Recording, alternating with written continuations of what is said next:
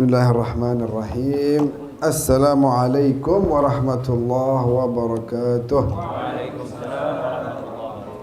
Alhamdulillah. Alhamdulillah wassalatu wassalamu ala Rasulillah Sayyidina Muhammad ibni Abdullah wa ala alihi wa sahbihi wa mawala. Subhanaka la ilma lana illa ma 'allamtana innaka antal alimul hakim. Rabbi antiqni bil huda wa alhiqni bis salihin.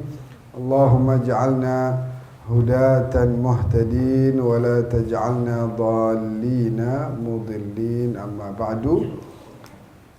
Hadaratul habaib al-amajid, para habaib, anak cucunya baginda Rasulullah sallallahu alaihi wasallam, kembali berkumpul di sebuah perkumpulan yang kita isi dengan zikir, dengan salawat, dengan mengkaji ilmu-ilmu yang merupakan warisannya Nabi kita Muhammad sallallahu alaihi wasallam.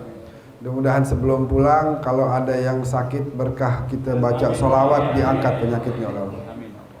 Kalau ada yang punya hajat, berkah Maulid Habsyi, dikabulkan hajatnya oleh Allah. Kalau ada yang mungkin melakukan kesalahan, ya insyaallah berkah kita duduk di majelis kita zikir menyebut nama Allah, semua dosa-dosa kita diampuni oleh Allah. Amin ya rabbal alamin. Bismillahirrahmanirrahim. Dalam kitab Al-Manhajus Sawi, ya, metode yang lurus judul kitabnya, disebutkan dari Abu Umamah Al-Bahili radhiyallahu anhu wa ardhah, dzukira li Rasulillah rajulan. Disebutkan di hadapan Nabi Rasulullah ada dua laki-laki nih. Yang satu abid, yang satu alim. Abid itu ahli ibadah. Allahu Akbar, ruku sujud, salam, ruku sujud, diri lagi, ruku sujud, salam. Begitu, ibadah aja kerjaannya. Itu namanya abid, ahli ibadah. Wal akhar alim, satu lagi alim.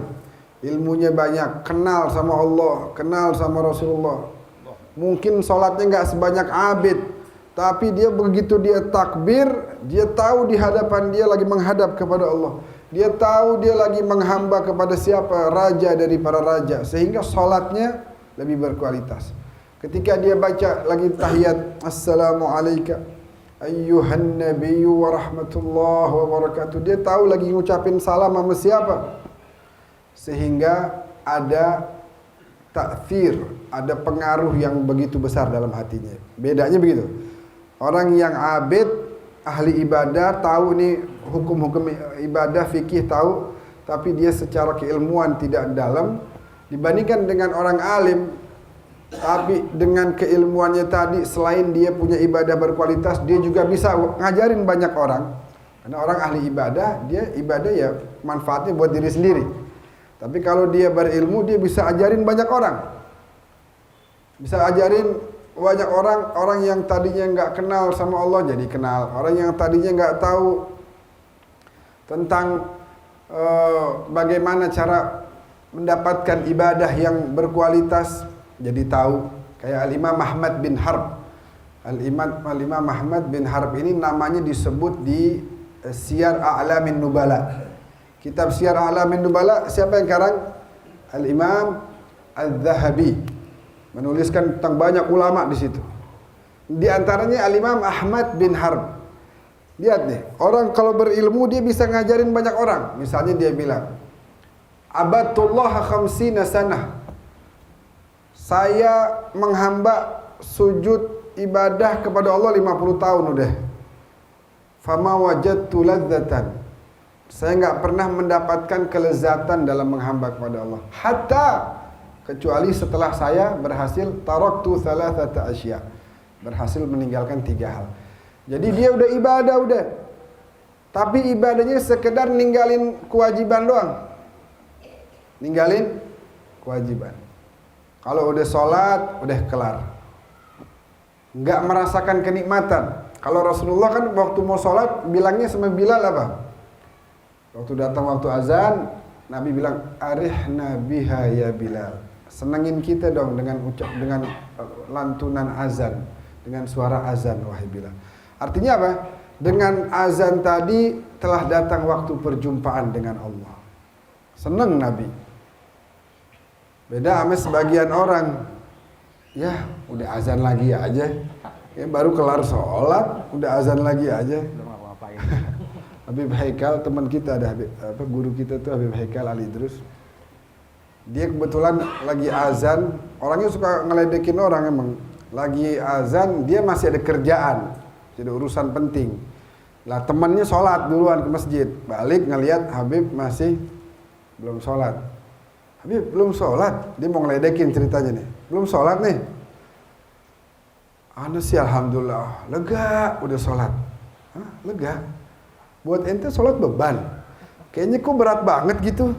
Udah kerjain sholat kayaknya lepas beban yang berat banget. Oh, kalau ane sholat bukan beban. Ane sholat tuh buat momen ane mau ketemu sama kekasih ane Allah Subhanahu Wa Taala. Kalah lagi ane. Kayaknya ane udah sholat duluan masih kalah aja. Kata orangnya kalah lagi dah. Gitu ya, lega ya. Kesian ente ya Allah, sholat jadiin beban. Padahal harusnya jadiin momen. Jadi Imam Ahmad bin Harb bilang saya udah ngerjain sholat 50 tahun nggak dapat yang namanya kenikmatan sampai saya meninggalkan 3 perkara. Setelah saya berhasil meninggalkan 3 perkara ini baru saya bisa menemukan kelezatan sholat. Yang pertama apa? Taraktu ridhon nas hatta qadirtu an atakallama bil haqq. Saya meninggalkan mencari-cari keridhaan manusia. Capek saya. Ketemu atasan, dia ngomong perintah yang salah, yang di situ ada kemaksiatan, tapi dasar emang saya bawahan harus nurut. Jadi saya nurut aja. Ketemu orang, lo nggak asik lo, nggak ikut, jalan dong, ayo dong, kita mau nongkrong nih sama ini, ada minumannya, ada apa, ada. Ayo dong, akhirnya biar dibilang asyik dia ikut. Terus apa? Nobar, ada nobar nih, nobar di mana ya? No, di sono, di kafe itu. Di kafe itu kebetulan ada minuman keras. Ah, nggak apa-apa dah, biar kita asik sama golongan kita nih, sama grup kita ikut dah, nggak apa-apa. Cari-cari keridhaan manusia, nggak bakal bisa dapat kelezatan dalam ibadah. Mustahil. Tapi kalau kita hanya mencari ridha Allah, nikmat hidup kita. Cari ridha Allah Jalla Jalaluh. Apapun yang kita anggap hak, benar itu benar. Saya punya teman pejabat, disuruh sama atasannya, kejadian nyata nih, disuruh ngambil uang, korupsi lah istilahnya begitu. Dia kabur, dia pergi ke Australia setahun, dia punya duit emang. Pergi pakai duit pribadinya setahun, diteleponin, di apa, nggak bisa. Karena dia takut kalau dia di sini dia nggak bisa lepas, pasti dikejar-kejar, dicari-cari, suruh ambil duit itu. Dia nggak mau. Itu kalau mau ambil aja sendiri. Kurang ajar, akhirnya dia kabur. Untuk mencari ridho Allah dia tinggalin itu semua. Mencari ridho Allah. Sehingga tapi bukan berarti kita harus ngelihat orang yang salah dikit kita marahin, enggak juga. Artinya gini, gimana kita ngelihat orang yang salah kita dakwahin. Ketemu orang yang modelan begitu, boleh nggak kita ketemu orang yang modelan demen maksiat? Boleh dalam rangka bukan kita ikut bareng, tapi dalam rangka kita dakwahin dia. Jangan kita yang ketarik, tapi kita tarik dia. Begitu. Pokoknya kita jadi orang harus baik, zahir dan batin. Ada orang zahirnya kan baik. Kemarin lagi haul luar Batang, Al-Fagir disuruh baca kitab kan tuh, kitabnya Imam Haddad. Di situ ada sebelum acara Maulid itu ada roha dulu. Itu ada masih ingat sampai sekarang, di situ ada doanya Nabi dalam kitab tersebut. Allahumma ja'al sarirati khairan min alaniyati waj'al alaniyati salihah. Ya Allah, jadikan batin saya nih, yang di dalam diri saya nih, itu lebih baik daripada yang nampak dari saya. Kadang ada orang nampaknya baik, Masya Allah, tetangga motornya kehilangan 2 biji. Kebetulan tetangganya udah sombong, pelit, miskin lagi. Sombong, pelit, miskin. Komplit. Udah gitu kehilangan motor 2. Wah, dia datang. Kenapa ya Allah, kasihan, mudah-mudahan, dalam hatinya lagi syukurin lo, mampus lo begitu. Nggak boleh. Jadi zahir sama batin minimal harus sama. Kalau bisa yang batin jauh lebih baik lagi. Karena yang Allah lihat itu apa? Bukan zahir kita. Kita boleh senyum sama orang, tapi kalau di dalam kita lagi niat buruk sama dia, buat apa? Jadi yang Allah perhatikan itu hati kita. Yang jadi tempat Allah memandang adalah hati kita. Kalau baik, udah. Berarti Allah nilai pontennya itu cakep. Ponten kita cakep. Nilainya nggak merah. Pakai pulpen biru nilainya. Lulus kita. Cuma kalau zahirnya doang cakep, Masya Allah, ketemu orang baik. Tapi di belakang diomongin. Buat apa? Nabi bilang, Allahumma ja'al sarirati khairan min alaniyati. Ya Allah, jadikan yang di dalam ini lebih baik daripada yang nampak dari saya. Tapi juga minta wa ja'al alaniyati salihah. Jadikan juga yang nampak dari saya juga baik-baik aja. Jadi fisik juga baik, tapi dalam hati jauh lebih baik. Kita kalau sakit kita obatin. Begitu juga hati kita kalau sakit kita kudu cepat obatin. Jangan dinikmatin itu penyakit. Ada orang menikmati penyakit. Misalnya apa? Demen diangkat-angkat misalnya. Itu kan penyakit. Jangan didiemin. Bilang sama Allah, ya Allah, kenapa kok saya demen diangkat-angkat ya? Padahal saya ini kan hina, saya ini banyak dosa. Maksiat saya banyak, cuma engkau tutupin aja jadi orang-orang enggak tahu. Makanya daripada angkat-angkat saya. Kenapa saya kok demen digituin? Tolong ilangin tuh sifat dari hati saya ya Allah. Gitu. Jangan dipelihara. Tapi diperbaiki, diobatin. Itu yang harus kita lakukan. Jadi kata Imam Ahmad bin Harb, saya tinggalin 3. Yang pertama, saya capek dah kejar-kejar ridha manusia. Saya tinggalin, saya hanya mengejar ridha Allah. Yang kedua, wa taraktu suhbatal fasiqina hatta wajadtu suhbatas salihin. Saya tinggalin berteman sama orang-orang yang enggak baik. Orang-orang fasik. Karena al-mar'u kata Nabi ala dini khalilih falyanzur ahadukum man yukhalil. Orang itu tergantung agama teman dekatnya. Tergantung agama teman dekatnya. Saya misalnya malas ziarah ke para wali-wali misalnya. Habibana Hasan bin Umar senang. Saya berteman baik sama beliau. Saya sering ke rumah beliau misalnya begitu ya. Tiap hari kumpul bareng. Pasti lama-kelamaan saya ketarik, jadi ikut juga ziarah. Mau kemana Bib? Anu ziarah ke Habib Hussein Luar Batang. Oh gitu, aneh ikut deh. Aneh ke bawah tuh. Kita duduk, misalnya ente, ya atau jangan ente lah. Ada orang kagak sholat, na'udzubillah min dzalik. Berteman, dia hobi misalnya main bola. Temennya di lapangan bukan hobi, emang rajin sholat semua. Dia sendirian kagak sholat. Udah rapi main bola, udah lagi duduk-duduk santai, tiba-tiba azan maghrib. Yang lain pada rapi-rapi ke kamar mandi, ambil wudu, ambil sarung, sholat.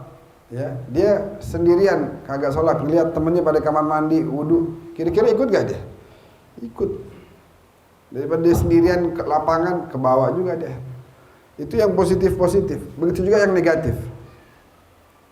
Kalau kita berteman sama yang fasikin, ke bawah. Orang demen berjudi. Kita nggak demen berjudi. Cuman tiap malam kita nongkrongnya sama orang-orang berjudi. Lama-kelamaan, seminggu, 2 minggu. Ada ikutan deh, cobain doang. Set, untung. Akhirnya besok main lagi. Begitu. Sampai jadi habitnya dia.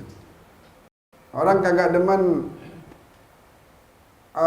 Orang udah jago, jaga pandangannya, udah pinter, udah nggak pernah ngelihat perempuan bagus, diajak liburan ke pantai di Bali, ya, dia ikut, ngelihat juga akhirnya. Karena apa? Kebawa sama yang kurang baik tadi. Falidzalik, jadi cari teman yang kira-kira mengajak kepada kebaikan, karena pasti kebawa kita. Kan kita sering dengar katanya apa orang duduk sama Kang Minyak Wangi jadi wangi, ya kan? Coba ente duduk di Al-Hawi situ seharian. Iya kan?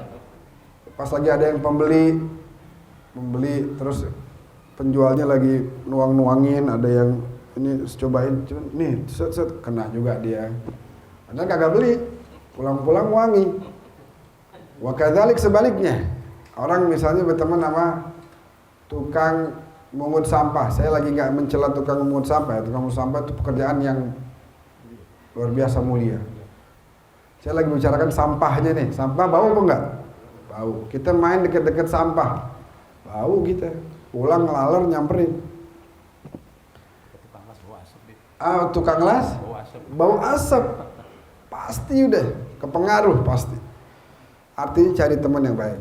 Yang ketiga, ladzatad dunya hatta wajadtu ladzatal akhirah. Saya tinggalin kenikmatan dunia agar saya bisa mendapatkan kelezatan kenikmatan di akhirat kelak. Itu Imam Ahmad bin Harb udah meninggal sekian ratus tahun yang lalu, tapi ilmunya bermanfaat terus. Sampai sekarang kita baca, wah, ya udah kita harus begini dah. Dapat lagi pahalanya, untung terus, faedah terus. Orang yang berilmu begitu. Makanya didoain sama semua makhluk, doain orang yang berilmu, karena dia manfaat banget ilmunya. Sampai pas Nabi bilang, dibilangin sama Nabi, ada satu orang ahli ibadah, satu orang alim, ilmunya luar biasa, ngajarin orang kemana-mana. Itu orang yang tadinya nggak bisa baca Quran yang benar, diajarin jadi pada bisa. Ada orang yang kagak bisa sholat yang benar, diajarin jadi rajin sholat, pada bagus bacaannya. Kata Nabi, kemuliaannya si orang berilmu dibanding yang ahli ibadah, fadlul alimi 'alal 'abid ka fadli 'ala adnakum. Kemuliaan orang berilmu dari orang yang ahli ibadah tadi seperti perbandingan kemuliaan saya, kata Nabi, dibandingkan dengan orang yang paling rendah di antara kalian, wahai para sahabat. Sahabat mulia-mulia, tapi kalau dibandingin Nabi, waduh, ini sahabat yang paling rendah lagi. Gitu. Jadi memang penting orang untuk mencari ilmu. Bainal alim wal abid mi'atu darajah, antara alim dan abid itu jaraknya 100 derajat. Dan setiap dua derajat jaraknya seperti perjalanan satu ekor kuda. Kuda lari 70 tahun, itu jaraknya antara 1 derajat dengan derajat yang lain. Itu ada di Ihya. Nabi katakan, majelis ilmu lebih baik daripada ibadah 60 tahun. Ya Allah, ibadah 60 tahun, capek gak kira-kira? Capek gak? Ibadah 60 tahun, capek. Ternyata cuma dibandingin sama majelis fiqhin, duduk belajar ilmu. Itu lebih baik duduk belajar ilmu. Kita suka dengar misalnya lebih baik daripada, ya, belajar lebih baik daripada menjenguk 1000 orang sakit. Jangan 1000 orang sakit, kita jenguk 3 orang sakit, kita yang sakit. 3 orang kita sakit nih. Yang satu di rumah sakit Polri, satu di Pondok Indah, yang satu di Bogor. Habis gitu kita yang sakit.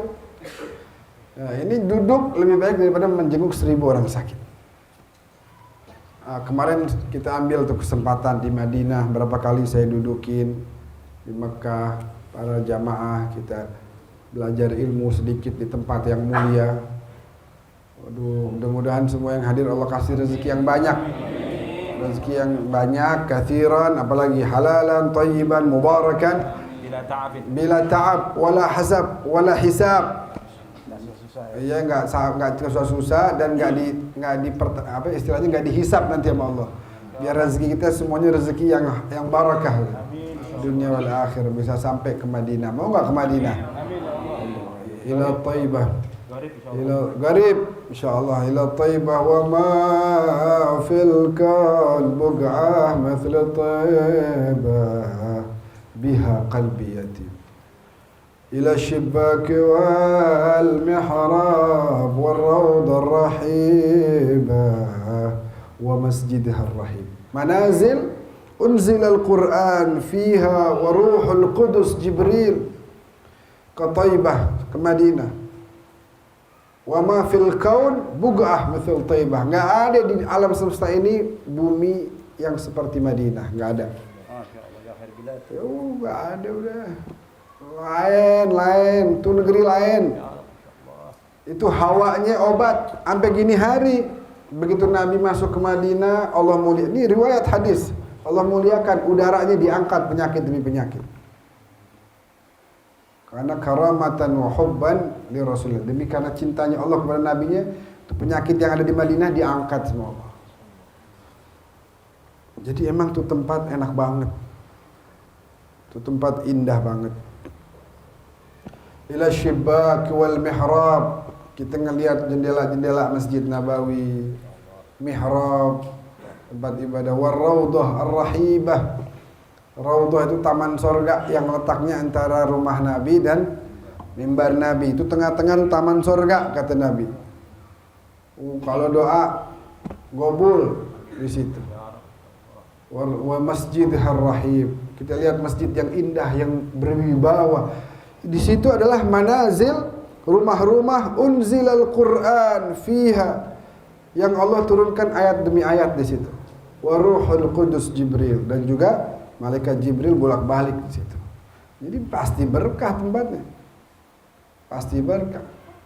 Kita kalau bawa jamaah haji ataupun umroh gitu ya, sampai di Madinah, turun dari bus saja.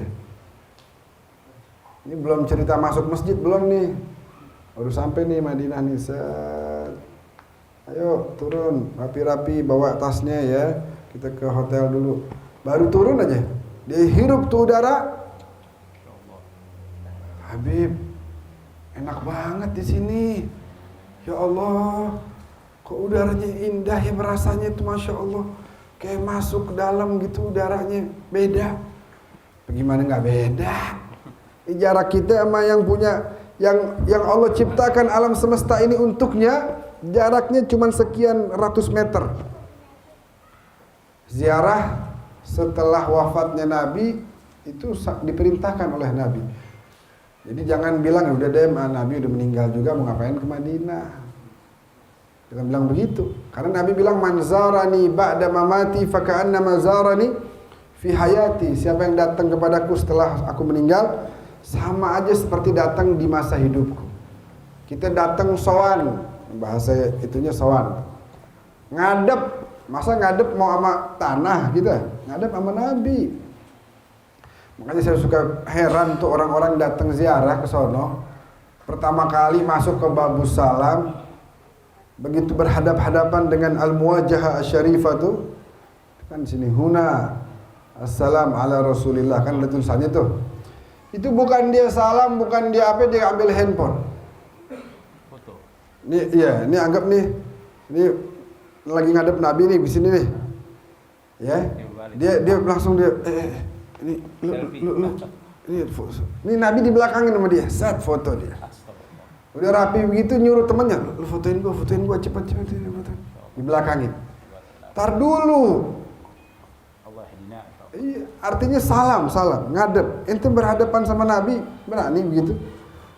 Ente mau ketemu sekarang misalnya, kita mau ketemu Habib Lutfi nih di Pekalongan. Sampai rumahnya ditunggu di kamar ditunggu. Berani nggak itu? Assalamualaikum, Beb, bentar ya.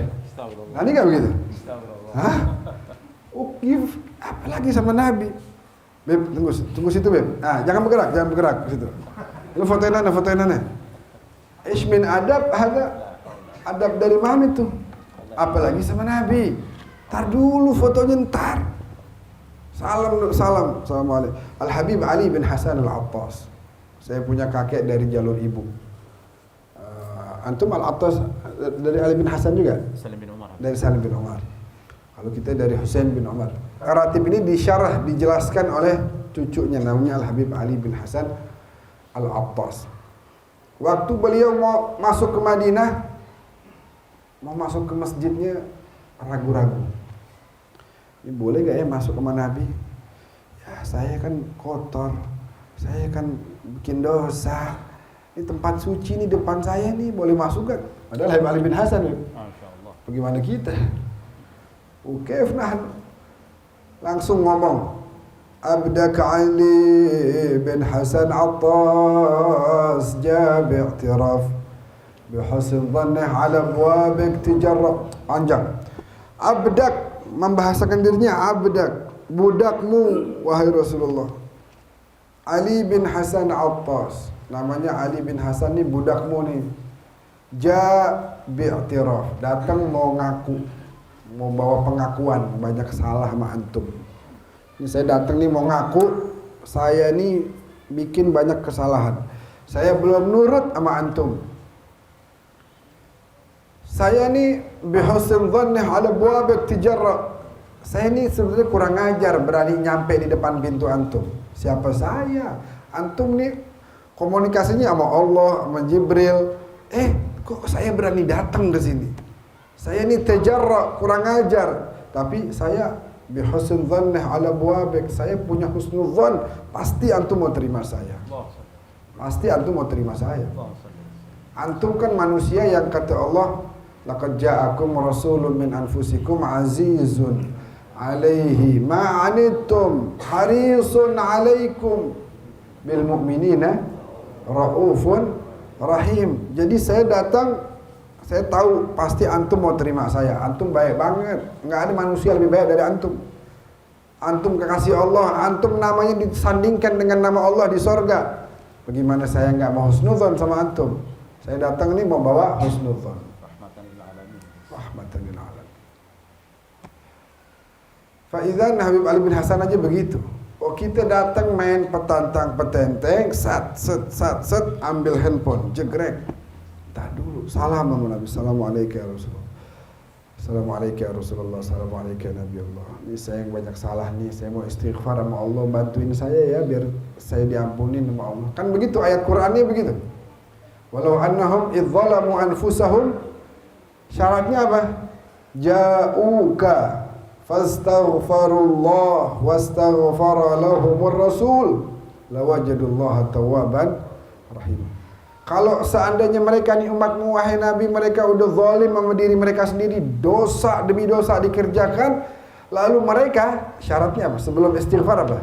Ja'uka, datang dulu kepadamu. Kudu datang. Baru fastaghfarullah, mereka istighfar. Wastaghfara lahumur rasul, Nabi kemudian istighfar juga buat mereka, maka pasti Allah ampunin. Jadi kudu datang.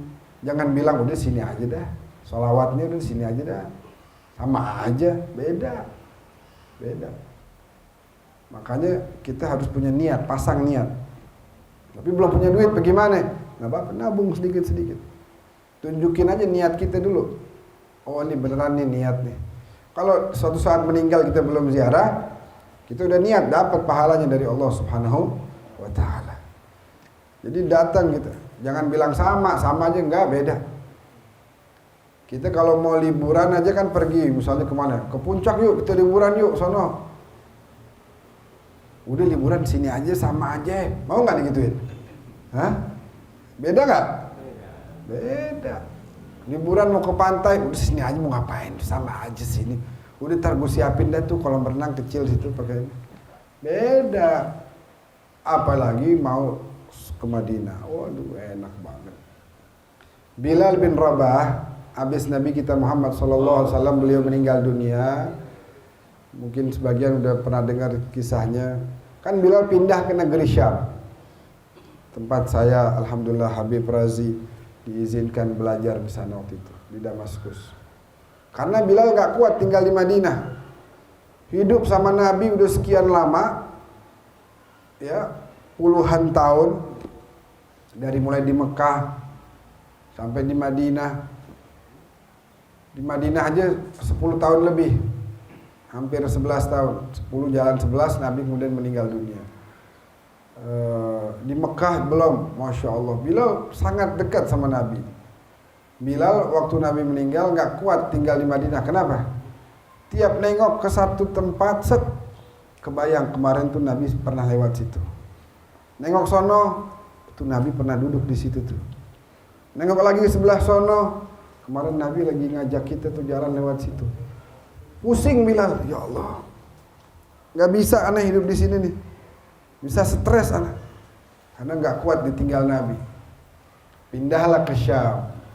Di Syam sholawat tiap hari, baca salam tiap hari, ngajarin orang tentang ajaran Nabi, ngajak orang ibadah kepada Allah. Setahun Bilal di negeri Syam, Nabi datang lewat mimpinya. Nabi bilang, "Mahadzal jafa ya Bilal." Bilal kenapa nih nggak pernah datang ke tempat saya? Padahal Bilal nggak pernah berhenti, salam terus sama Nabi. Tapi Nabi datang nanya, kenapa nggak pernah ke Madinah? Kenapa nggak pernah ziarah ke Madinah? Bilal bangun pagi-pagi berkemas langsung datang ke Madinah. Pernah dengar kan ceritanya? Yang Khalifatul Rasulullah Sayyidina Abu Bakar minta, "Halla adzanta lana ya Bilal?" Azan dong Bilal, kangen nih mumpung antum di sini. "A'dzirni ya Khalifatul Rasulullah." Maafin saya Khalifah, enggak bisa saya. Enggak kuat saya. Pertama saya enggak kuat, kedua saya ini tukang azannya Nabi Muhammad, bukan tukang azan yang lain. Minta maaf. Datang Sayyidina Umar bin Khattab, "Bilal, ayo dong, azan dong. Mumpung antum di sini nih, kita mau ingat-ingat zaman Nabi dulu." Maaf, nggak bisa. Sampai akhirnya datang siapa? Sayyidina Hasan wa Sayyidina Husain. Ahaduhuma fis sabi' minal umur wal akhar fis sadis. Yang satu kakaknya Sayyidina Hasan umur 7, adanya Sayyidina Husain umur 6. Ngelihat Bilal. Wah, Bilal. Oh, dipeluk sama Bilal. Kecium tuh aroma kakeknya, kecium. Aduh, ingat aroma kakekmu, wahai Hasan, wahai Husain. Bilal, ayo. Halla adzanta lana kama kunta tu'adzin li jaddina. Mau enggak azan kayak dulu azan buat kakek kita? Masyaallah. Bagaimana ya? Yang tadi udah pada saya tolak-tolakin. Kalau ini saya nggak berani, ini kekasihnya Nabi nih. Iya. Takutnya kalau saya tolak antum, ntar Nabi nolak ngasih syafaat bakal saya, kata Bilal. Falidzalik adzana Bilal. Allahu Akbar, Allahu Akbar. Madinah rame langsung. Bilal, azan. Ini Abu Isa Rasulullah, Nabi diutus lagi. Nabi hidup lagi. Beramai-ramai datang ke masjid. Nganggap Nabi hidup lagi, karena itu suara biasa dia dengar di zaman Nabi. Oh, ramai, laki, perempuan, tua, muda, keluar semuanya dengan suara azan Bilal. Jadi begitu asyhadu anna Muhammadar Rasulullah, udah gak kuat terusin lagi deh. Gak kuat. Karena biasanya Bilal habis azan bilang apa? As-salah, as-salah ya Rasulullah. Udah gak ada. Bilal mau ngomong ke siapa? Bingung dia. Berhenti Bilal. Gak kuat.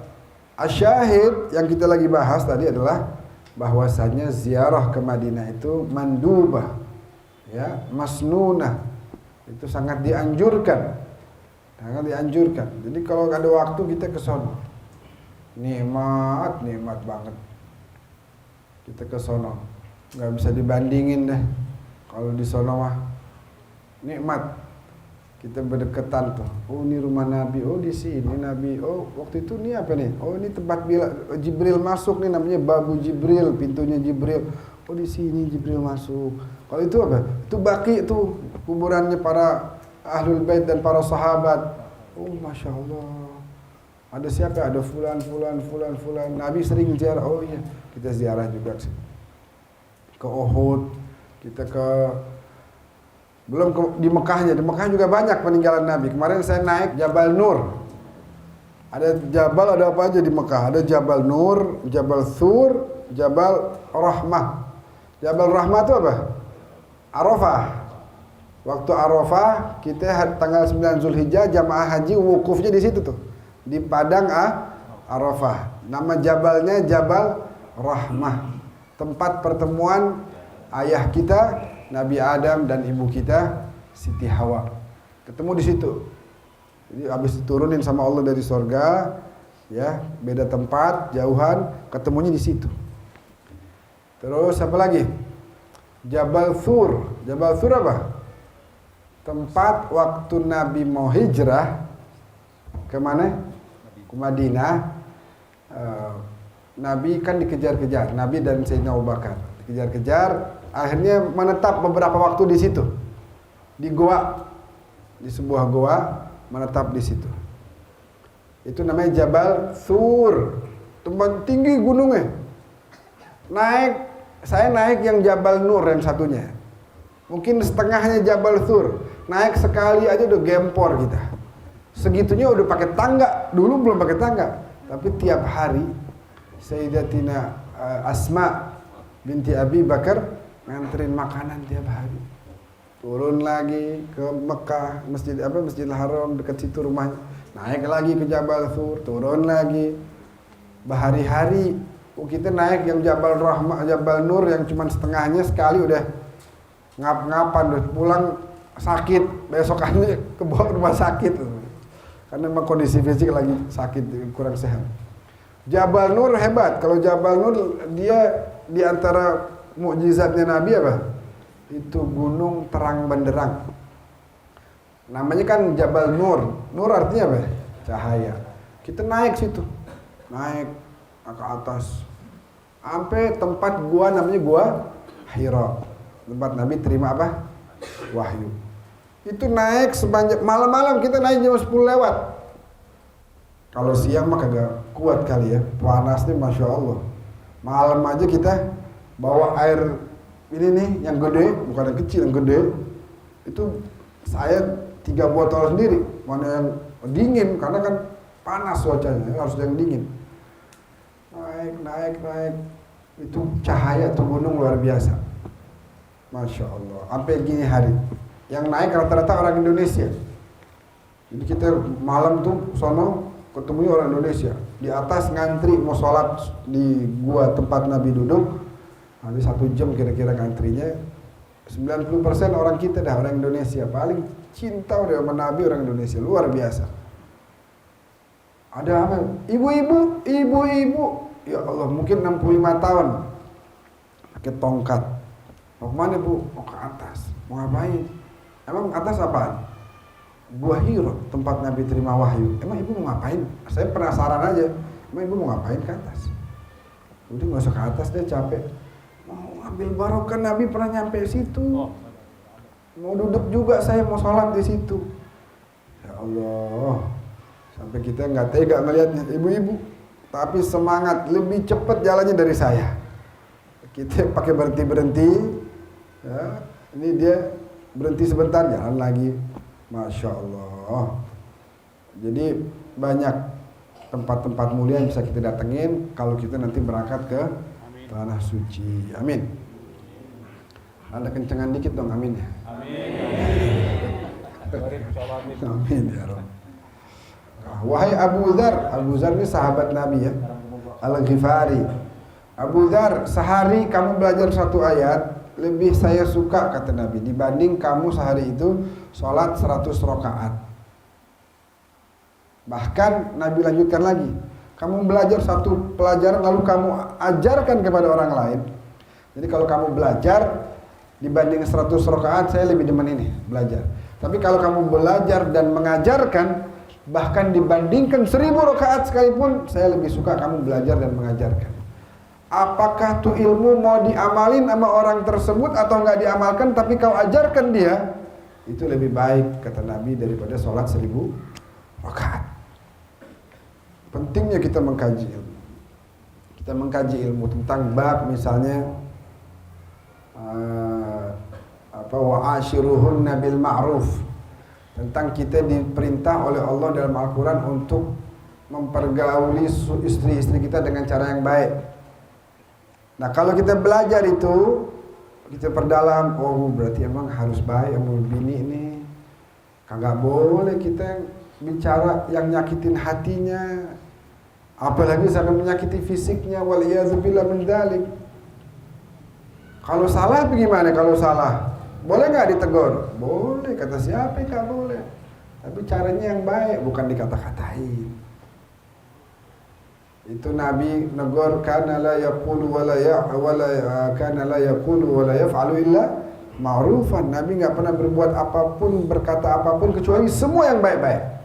Negornya aja baik. Ini negor nih, ini salah ditegur sama Nabi. Cara negornya baik sehingga yang ditegur mau dengar. Marhaba, labbaik ya Rasulullah, hadir. Nah, siap ngaku saya salah. Kalau bahasa polisinya siap salah, siap salah. Jadi ngaku salah, karena ditegurnya caranya baik. Habis siap salah, habis ngaku salah, perbaiki dah. Itu kita pelajarin tentang ilmu itu. Dibandingkan sholat 100 rakaat, kita lebih baik belajar ilmu tadi. supaya kita punya keluarga jadi sakinah, mawaddah, rahmah, rezeki jadi makin banyak. Jadi benar-benar baiti jannati, rumah saya, surga saya, rumahku surgaku. Ya. Ilmu manfaatnya bakal dia dan bakal orang banyak. Tapi ibadah orang, misalnya ya, satu orang ibadah, Farhan ibadah, manfaatnya buat Farhan aja. Kita nggak dapat manfaat. Tapi kalau Farhan belajar, terus Farhan ngajarin kita dapat manfaatnya juga. Fahiyanam. Wali'anna al-ilma musahihun li ghairi. Ilmu bisa benerin kita. Minal ibadat. Li ghairi, membenarkan ibadah kita. Bahkan boleh jadi kita ahli ibadah, tapi boleh jadi ada yang salah. Jangan jauh-jauh dah, saya ngeliat sendiri. Haji bareng sama saya. Udah rapi haji, udah rapi semuanya. Pas mau sa'i terakhir nih, habis tawaf ifadah udah wukuf di Arafah, udah mabit di Musdalifah, udah apa lagi? Lontar jumrah di Mina, udah apa lagi? Udah tawaf ifadah, udah rapi deh, tinggal sa'i. Kebetulan dia waktu itu batal wudunya, terus memang nggak harus wudu kalau sa'i, tapi dia pengen wudu. Ya udah saya temenin wudu dulu deh. Wudunya salah. Bagian bawahnya kering. Bagian bawahnya nggak kena air. Udah. Saya lagi liatin. Itu coba lihat. Ini nggak kena nih air. Jadi dia gini aja udah.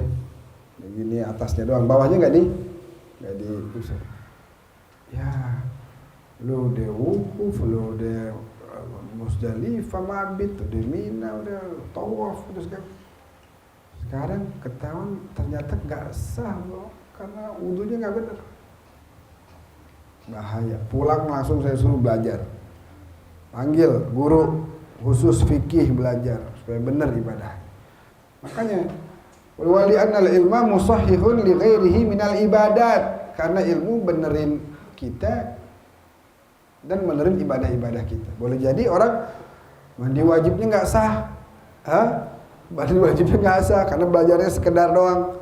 Akhirnya kalau mandi wajib nggak sah, otomatis masih hadas akbar, otomatis nggak bisa disucikan dengan wudu. Kalau wudu bisa mensucikan hadas yang kecil, ini hadas akbar harus mandi wajib.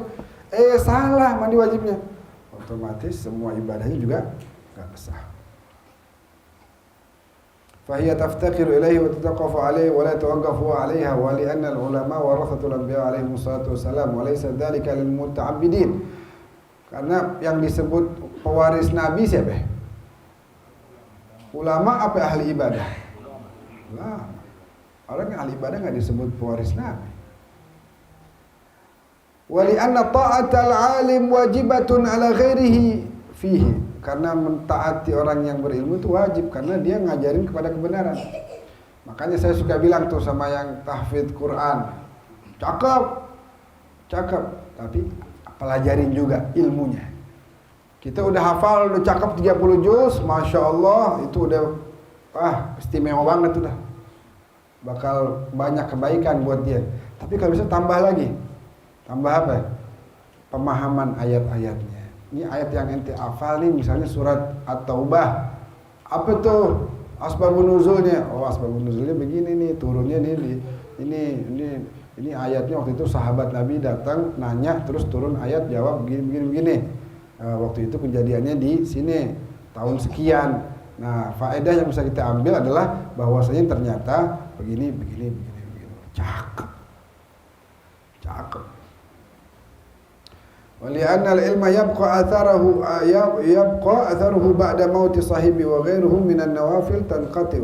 Kalau orang kita ahli ibadah, udah selesai meninggal, udah selesai udah. Tapi kalau orang berilmu, ilmunya kesebar, maka hatta dia udah meninggal, tetap manfaat ilmunya bisa terus berjalan. Sedikit lagi ya. Luar biasa. Ini ada ucapan-ucapan dari para ulama, dari Sufyan ats-Tsauri, Imam Syafi'i, Imam Muhammad al-Baqir. Ilmu yang bermanfaat lebih baik daripada 1000 ahli ibadah. Contoh sedikit, habis ini saya tutup. Kemarin pas umrah ada yang bareng sama saya satu kamar, anak muda.